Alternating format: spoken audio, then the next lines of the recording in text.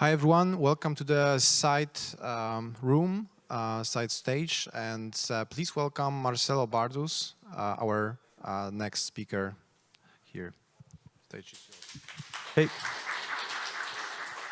Okay, so, oh, wait, I think I have different slides. Let me just check it. Okay, just the graphic is different.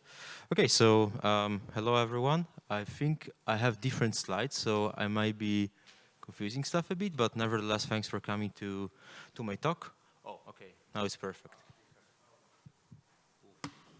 That's multitasking. I'm gonna talk about multitasking today. So, okay, so hello everyone. Thanks for coming to my talk. My name is Marcello.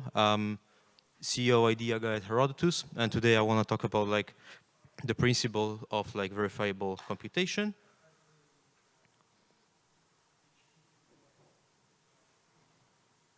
Cool. Okay, so what is verifiable computation? So maybe let me just walk you through the agenda real quick. So I want to introduce what is this concept about.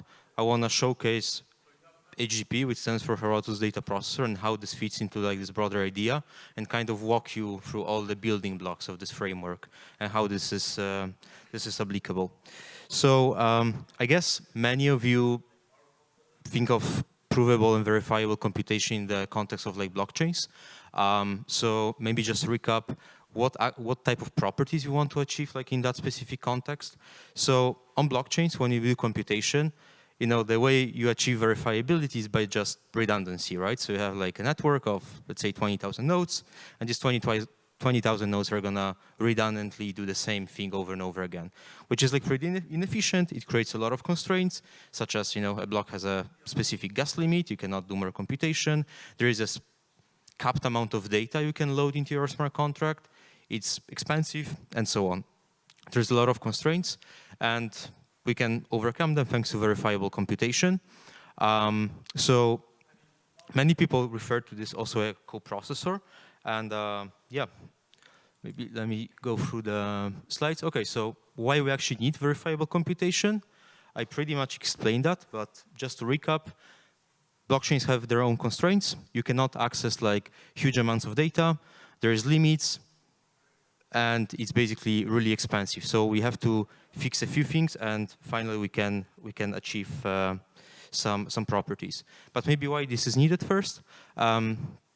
With more and more block space coming and more applications being built, their complexity is growing. So to give you a very simple example, what are the constraints that you cannot really overcome today in the environment, which is, for example, the EVM, is access to historical data. When you write a smart contract, it's literally impossible to see what was your balance, let's say, 1 week ago. You don't have access to that. And the only way to do it is actually through verifiable computation. I want to walk you through the process, how this is actually achieved with HDP. Okay, so an introduction of the Herodotus data processor. Well, let me just move through my notes real quick. So HDP is basically a runtime to run verifiable computation on top of verifiable on-chain data.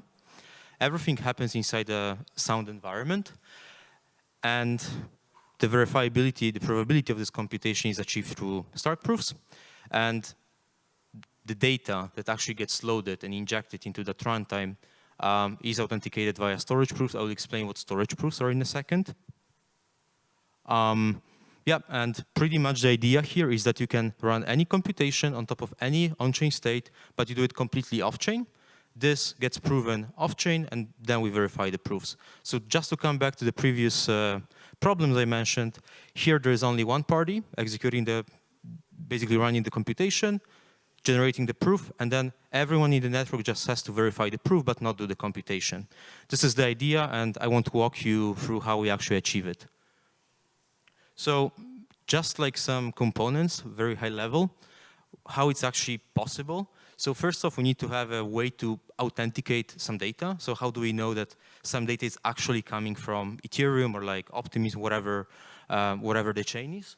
Then how do we can prove that some computation was done correctly, and how we can also do it in a pretty expressible way? How do we generate the proof? Who does it? And also who verifies that? And what do we need to make sure is preserved during the verification. Okay, so two main building blocks, storage proofs and ZKVMs. So let me start from storage proofs. So basically storage proofs, first off, guarantee data integrity. If you're wondering how is it possible, so for context, every single piece of data that goes into AGP is on-chain data. And there is a very nice property about blockchains is that every single transaction, every single entry in that huge database called Ethereum is committed in a cryptographic manner. And every time we produce a new block on the blockchain, this block has its own unique hash. And this unique hash is basically a commitment to everything that happened so far and to the current state. And that one commitment is actually enough to perform some data verifications. Yeah, so that's basically what we do inside that runtime. So to be more precise, you know, like there are many ways to commit the state, like we can use Merkle trees, Verkle trees, whatever. But then you need inclusion proofs, right? Decommitting that on-chain is pretty expensive, but with just this one commitment, in that case, the block hash, you can pretty much access everything. And this is exactly what we do inside that runtime. So first part, data authentication, achieved via storage proofs. Second part, provable computation. How we do that? Here we leverage amazing work done by other teams. And yeah, it's basically ZKVMs, such as like Cairo, SP1, RISC-0, whatever. And what we can do with that, we can basically run some computation in a provable manner on top of that previously verified data with storage proofs. So these are the two basic concepts that you need to understand to like follow this presentation.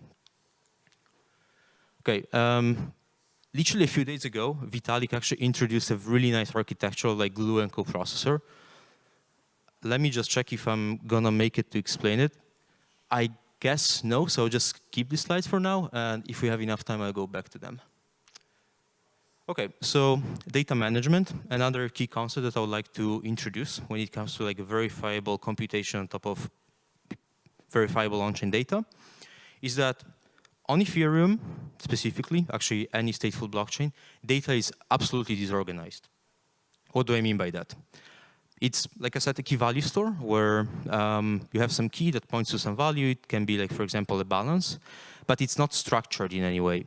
And if you want to do some queries such as, hey, give me the 50 biggest USDC holders, like you're gonna have a problem, right? Because in order to do that, you basically need to know all the keys and do some computation over them.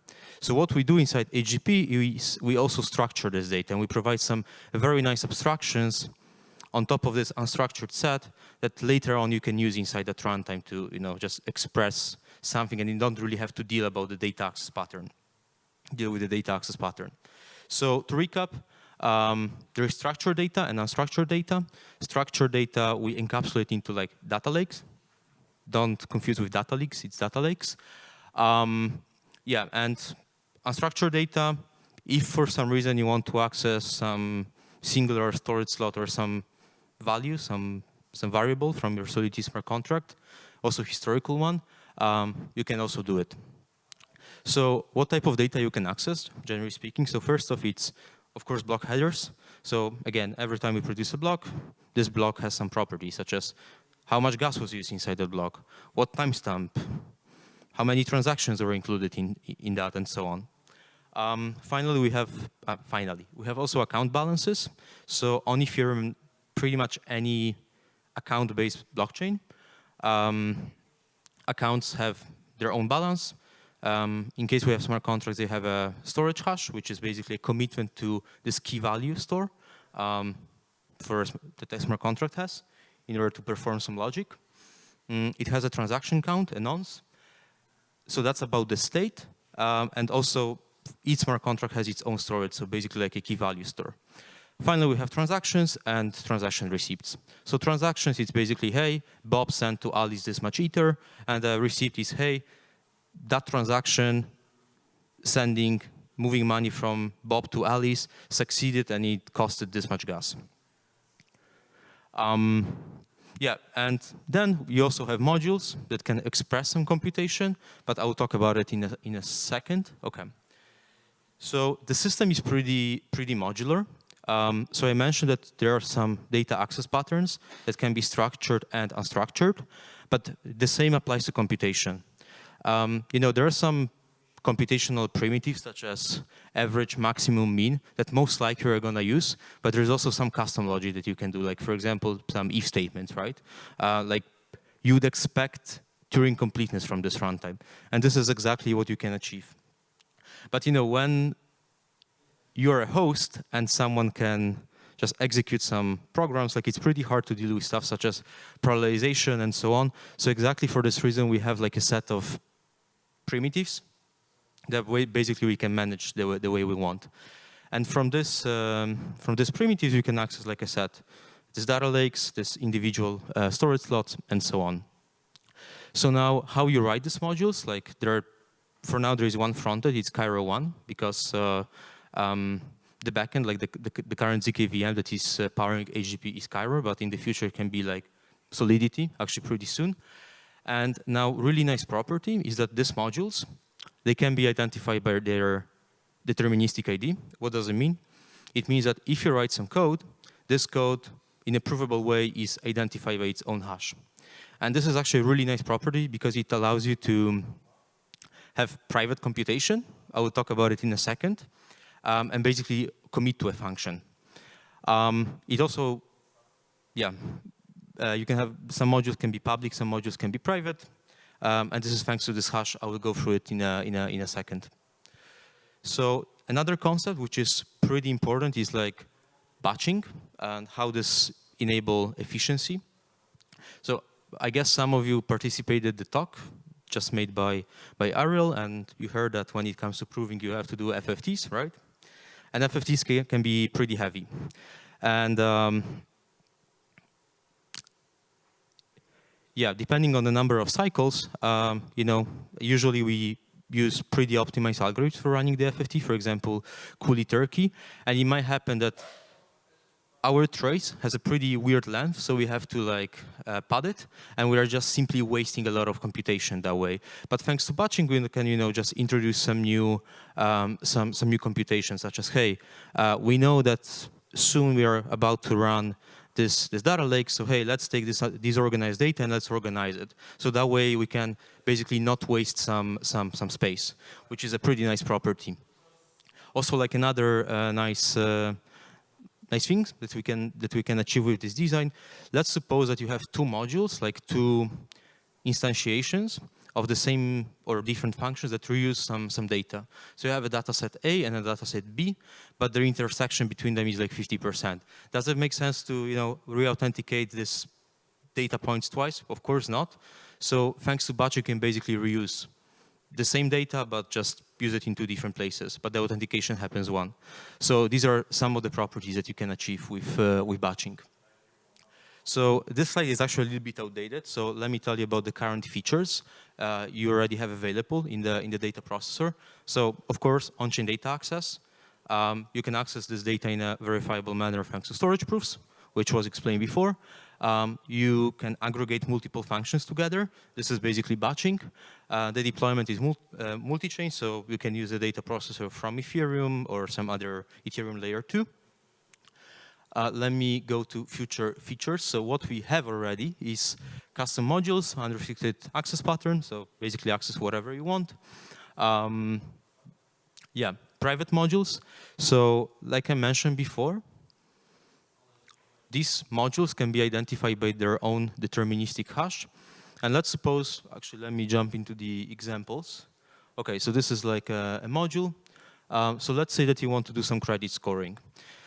When you do credit scoring, there is a problem. The problem is that if the algorithm to do that is like well known, there is a way to game it. So you probably don't want to do that. What you want to do instead, you want to commit to a function and say, hey, I'm going to load some data. I'm not going to reveal what data, but it's provably on-chain. And every time I run this computation, it's going to be the same computation. So I'm going to treat person A and person B in the same way, but I can prove it, but at the same time, I don't reveal what is the recipe. So basically, I achieve these properties thanks to this identification. So this is pretty much about like private modules and how they're useful. So custom modules, like I mentioned, can look like this. So pretty much any code. Right now the frontend is in Cairo, but can also be Solidity, Rust, whatever. But for now we support Cairo only. Can be stuff as simple as just computing a summary of some balances, but can be as crazy as, hey, do a linear regression or some ZKML. And very nice thing that we're gonna have in the future is like basically chaining multiple modules together. So you can say, hey, first run a linear regression over this data, and then the result of this is going to be an input for like another module. And of course, if you schedule it properly, the proving is gonna be also efficient. Okay, so now about structured data patterns. So like I mentioned, you have this concept of like data lakes. So you can say, hey, I have some account and I want to access the historical balances of this account between this block and this block, and I want to skip every 10 blocks, right? So you don't have to write any code, you just define such a simple object and you say, okay, now that I have this data, I want to run this function over it. For example, average or like minimum, maximum, countif, basically, some primitives that are available in like Excel. Because very often like you just don't want to write some custom code because like your business logic requires something really simple.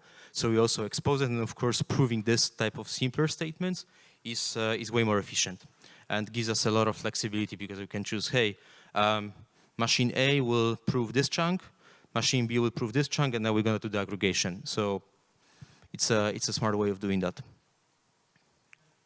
So I mentioned verifiable reputation systems.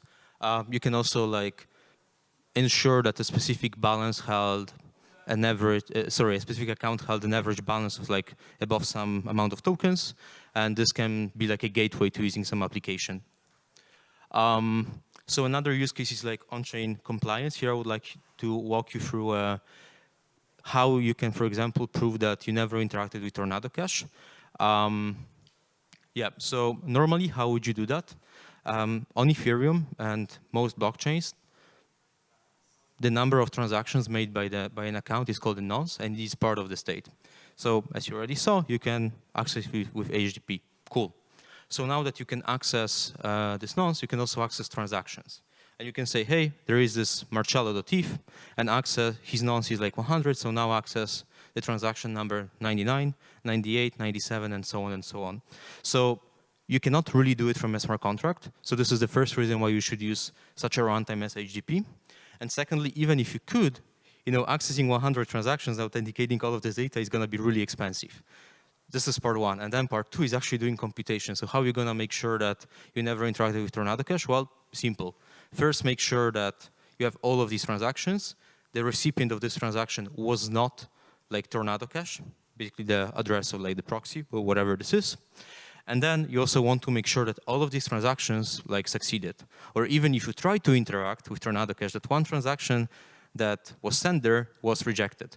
So there is a lot of computation that you have to do and a lot of data to authenticate. So again, it's not 100 transactions, it's 100 transactions and 100 receipts. So that's pretty much what you should do with like, these custom modules. And just coming back to the previous slide, the recipe is as follows. You access this data, so one nonce, 100 transactions, 100 receipts. Then you run some computation, so basically it's a bunch of assertions. You generate the proof once you have the trace, and finally you perform the verification, and your smart contract can just access this claim that says, hey, Marcello.eth never interacted with Tornado Cash.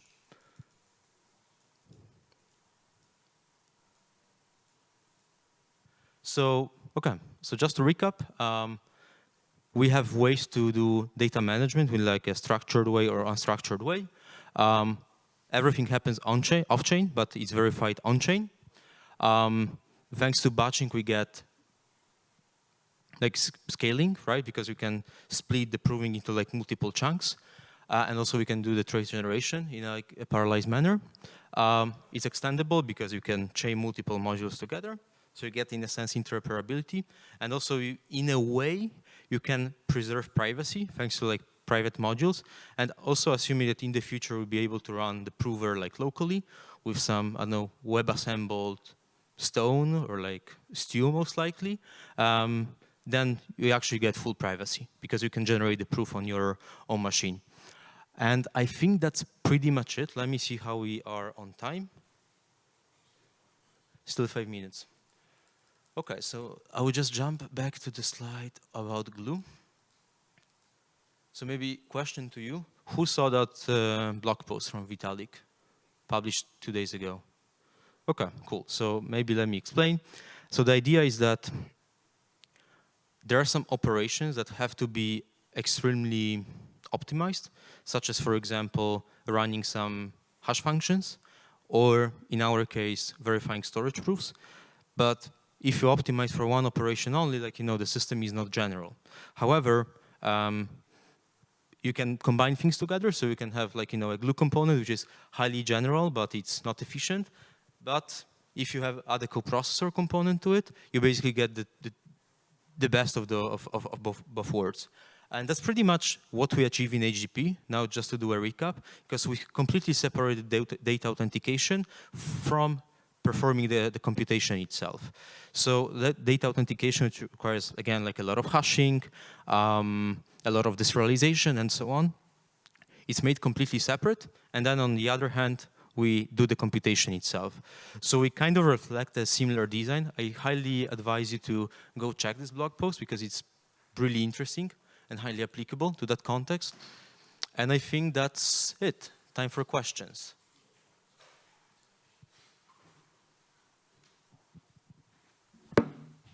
Questions, anyone?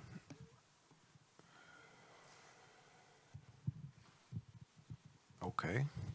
Okay, we have here. Are there any cool ways to verify that certain transactions haven't been executed by anyone by not checking every single transaction, for example? Could you give an example? Like, if I understand properly, let's say that you deploy the smart contract and you want to prove that no one ever interacted with that smart contract, right? For example, or no one interacted with it between two transactions. Oh, that's actually a very good question. And I'm going to answer it depends. It depends who's the recipient. If the recipient of that transaction is a smart contract, there is a way you can do it. I still think it's a suboptimal way, but basically you can prove that, hey, that account did not exist at block X, but it already exists at X plus 1. Cool. And then you take X plus 1 and the current block, and basically you check whether a transaction was sent to that address, between X and current block. It's super inefficient, but this is exactly because Ethereum is unstructured. You don't have any indices and stuff like that. You basically need to generate them on the flight, but that's something that you can actually achieve with HDP. You can have some listeners. You can say, okay, every time a new block is produced, perform this type of work. And that's gonna update some data structure, maybe some commitments, some B-tree, whatever you want. So then you can achieve it, but to answer your question, a very basic approach, no, you can't, because Ethereum is just not designed in a way to accommodate this type of queries. Makes sense. Thank you. Any other questions? Okay. Thank you, Marcelo. Thank you. And now I would like to invite you to 30 minutes break for networking.